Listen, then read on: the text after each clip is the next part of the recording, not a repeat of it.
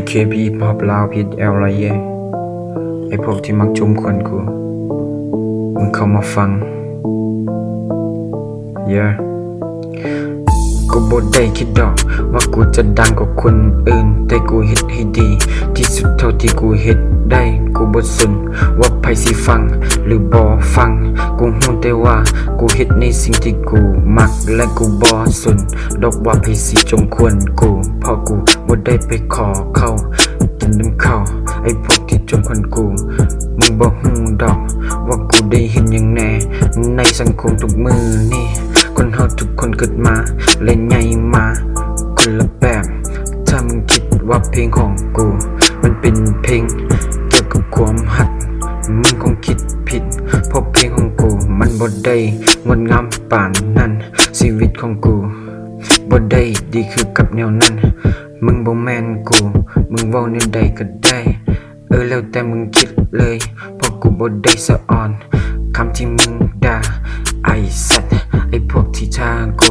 ไอ้พวกที่มักจงควรกูกลัวให้พ่อมึงตายกูบ่สนดอกว่า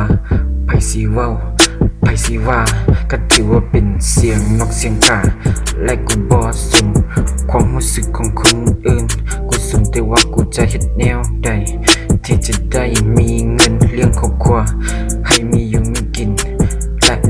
อยู่สบายคือกับคนอื่นกูบ่สนดอกว่ามึงสิกินข้าวกับหยังกูสนแต่ว่าครอบครัวกูกินข้าวกับหยังในมื้อนี้ยามใดเวลากูท้อกูถอยกูล้มกูเฮ็ดหยังบ่ได้ทุกคำทุกคราวกูจะบอกตนเองเสมอว่ากูบ่ต้องถอยบ่ต้องท้อเพราะมื้อนี้กูล้มมื้ออื่นยังมีใหม่ Just been ถ้ามึงฮู้ไว้ก็คงจะดีถ้ามึงเข้าใจไอ้คำที่กูเขียนไปมึงคงจะเข้าใจดีเพื่อรับคำฟังที่กูเว้ามา You wanna say baby girl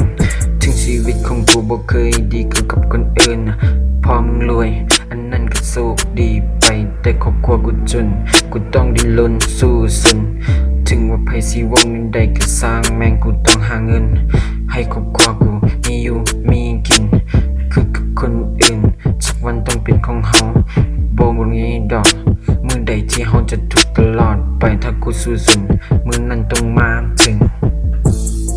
นี่แหละแมนคำคมของ